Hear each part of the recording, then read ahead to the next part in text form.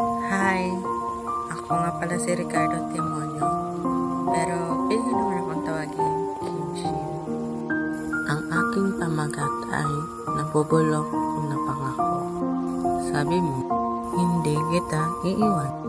Sabi mo, ako ang pipiliin. Sabi mo, hanggang dulo tayo. Ngayon, ni anino mo, hindi ko na makita. Ang mga salitang binitawan mo, tinanim ko sa puso ko, asahang tutubo ng pag-asa.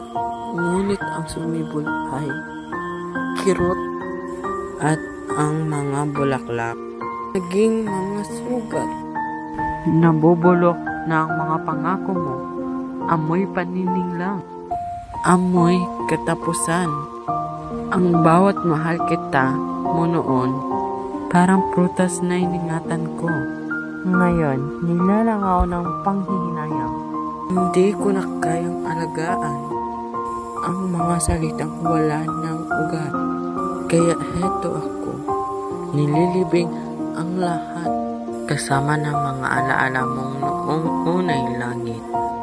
Ngayon, libingan ng aking sarili. At kung sakaling maalala mo ako, huwag mo nang hanapin sa dati kong mga ngiti. Dahil ang ngiting yon, nilamon ng sakit na iniwan mo. Kasabay ng mga pangako, matagal ko nang binaon sa lupa.